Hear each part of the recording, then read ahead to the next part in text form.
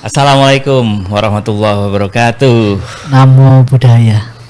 Bante, kita ketemu lagi nih. Ketemu lagi nih. Obrolannya nih santai-santai. Santai. Ya. Ini menjelang sahur. Ini kemarin sempat rame tuh di media sosial itu orang setelah mahasiswa demo itu banyak banget yang terpancing untuk mencaci maki lah ya.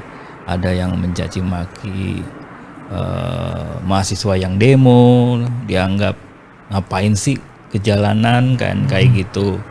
Ada juga yang mencaci maki kejadian yang setelah demonya itu yang ada pengeroyokan. Aduh, sedih banget ngelihatnya kayak gitu ya. Kelihatannya netizen kita tuh seneng banget atau gampang banget marah-marah ke orang lain gitu. Itu Bante memandang persoalan ini kayak mana nih?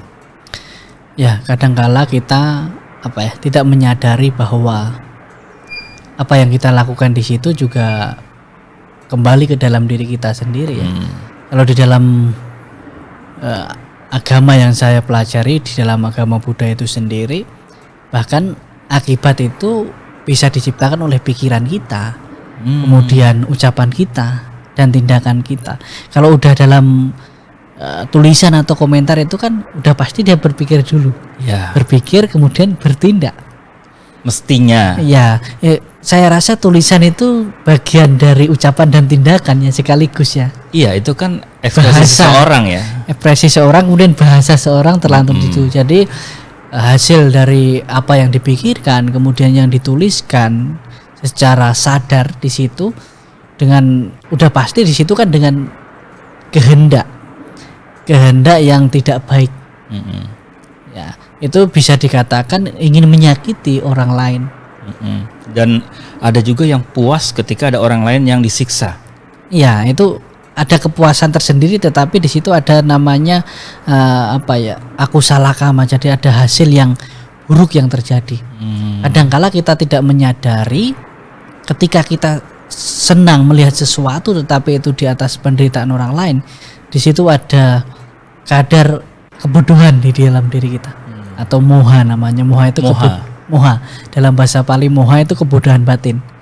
Kebodohan batin ya. Moha kebodohan, kemudian ada kadarnya dosa itu kebencian. Pasti orang ini tidak suka dengan seseorang itu, maka dia bahagia melihat orang lain itu nggak bahagia.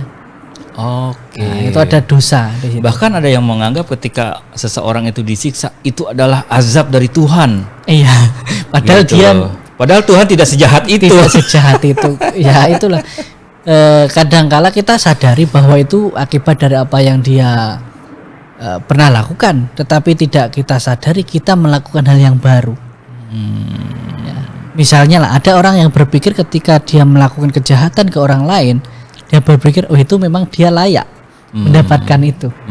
Kemudian dia nggak sadar bahwa saya juga melakukan hal yang baru gitu. Iya. Jadi ada sesuatu yang kita tidak sadari itu tersimpan dan akan berbuah suatu saat. Seperti mungkin seperti Bang MT ya, kan bergerak di digital, di internet. Pasti kan orang yang komentar kemudian yang berargumen di media sosial walaupun sudah dihapus, pasti kan masih tersimpan ya Bang. Jejak digital itu bisa dibilang abadi sebenarnya. Ketika kita sudah hapus sebenarnya masih bisa upayakan kembali. Ada, belum lagi kalau ada orang-orang yang sudah men-screenshot, kan orang zaman sekarang senang banget men-screenshot sebagai bukti digital gitu bukti otentiknya. Nah, makanya ini seperti yang Bante bilang itu bermula dari pikiran atau sakitnya hati ya. Sakitnya hati, kurangnya kesadaran di situ. Kesadarannya bahwa mungkin dia merasa bahwa apa yang dia lakukan pertama memang orang lain nggak ada yang tahu kalau dia itu ada di mana, kan dia itu bisa ditelusuri sebenarnya kan. Sama seperti beragama ya sebenarnya. Kadangkala kita manusia itu takut melakukan kesalahan ketika orang lain melihat.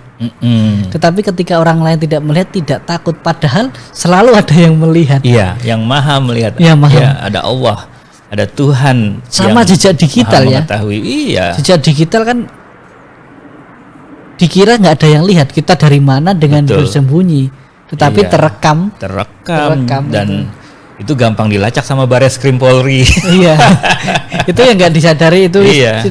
Itu kan hukum sebab akibat yang pasti, hukum alam itu pasti terjadi. Maka berhati-hatilah dalam berpikir, berucap, bertindak, bahkan dalam hal mungkin kita posting dan berkomentar.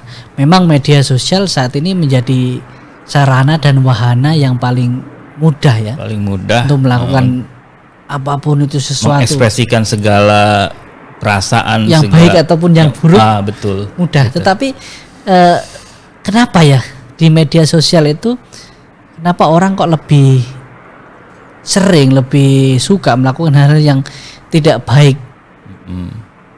Apakah itu membuat dia bahagia? Apakah itu cepat viral atau lain sebagainya? Iya, ya? mungkin yang memang pertama mungkin yang dia ingin lakukan karena ya pertama dia nggak suka sama orang itu dan bahagia ketika orang itu disiksa, dan kedua ingin memang viral. Ya. Ini viralnya jadi kayak beda, bukan karena karya gitu loh. Iya, bukan sesuatu yang baik tapi sesuatu yang buruk pun diviralkan, dan ketika dia melakukan itu ingin keburukan orang yang dianggap buruk itu juga viral. Jadi niatnya sebenarnya busuk ya. Ya itulah hal yang tidak baik. Mungkin walaupun orang mengetahui, walaupun itu viral, saya rasa tidak bertahan lama dan menciptakan hal-hal yang membuat diri kita menderita sendiri ya. Ibaratkan ketika kita mungkin menabur paku di jalan-jalan, kita tidak sadar bahwa kita juga perlu jalan itu. Gitu. Dan bisa jadi kita juga terinjak. Menginjak paku tersebut. Iya. Dan anehnya ketika kita menginjak kaki itu, kita menyalahkan orang lain. Iya. Seperti di media sosial, ketika kita memposting, menulis sesuatu yang mungkin kurang tepat, ketika orang lain ingin mengomentari, kenapa kita kok malah yang wah, kayak seolah-olah orang lain yang salah gitu. Yeah. Jadi ibaratkan di media sosial itu orang ingin semua hanya like, hanya menyukai. Padahal yang disukai itu yang memang layak disukai gitu. Yang tidak perlu disukai dan tidak layak ya terimalah gitu hasil karyanya. Oke, berarti ya semua ini persoalan adalah dari dalam diri penyakit yang memang kekotoran hati ya, kotoran batin kita, moha itu kebutuhan batin kita, loba itu keserakahan kita, sedangkan dosa itu kebencian. Jadi di dalam diri kita ketika masih ada loba, dosa, moha, keserakahan, kebencian dan kebutuhan batin, ketiga hal inilah yang sering membuat hidup manusia itu menderita.